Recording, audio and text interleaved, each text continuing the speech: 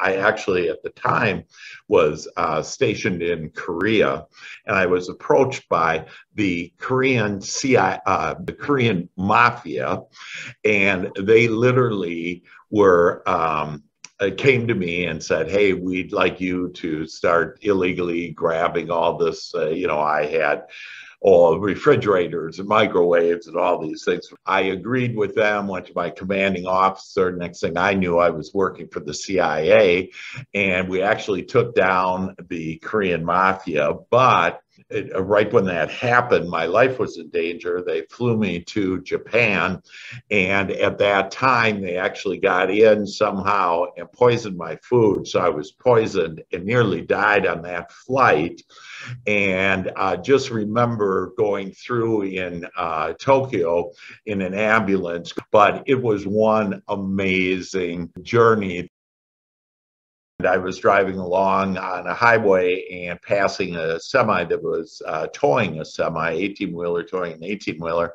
And they were in the left lane, I was in the right lane. And all of a sudden they lost control of that 18-wheeler being towed, totaled my car and totaled my body. The VA proclaimed me permanently disabled, permanently homebound, and that I'd never walk again. And they said I could not, I was paralyzed from my waist down.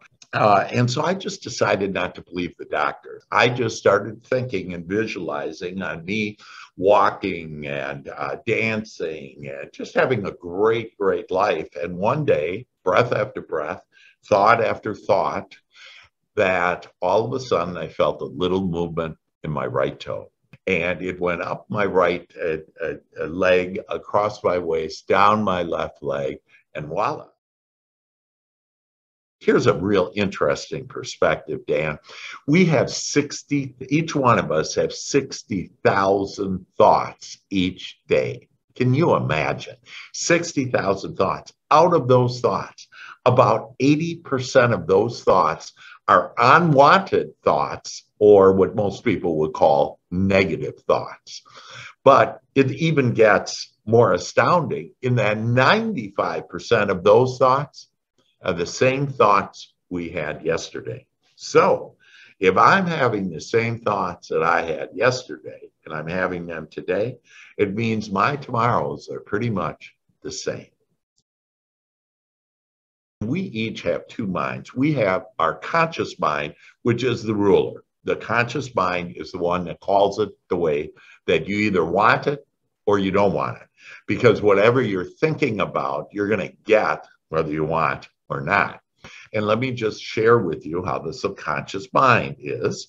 That the subconscious mind has memorized every thought that each one of us have had since conception, every thought, every feeling, and every experience up to this very red hot moment.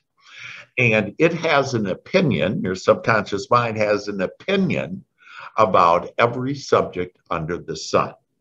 And those opinions of your subconscious mind is what most of us would call our beliefs. And it does whatever your predominant opinion has been.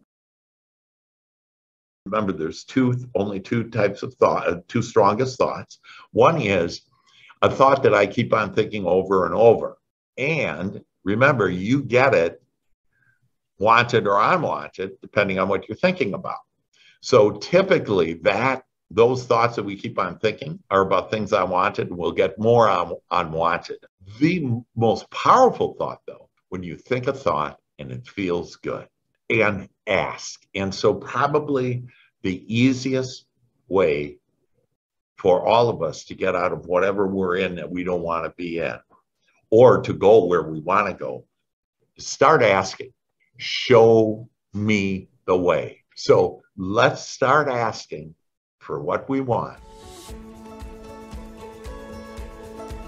If you enjoy this podcast, please make sure to subscribe. To stay updated on everything that the Action Catalyst is up to, make sure to follow us on Facebook and Instagram at Action Catalyst Podcast and Twitter at Catalyst_Action. Thanks for listening.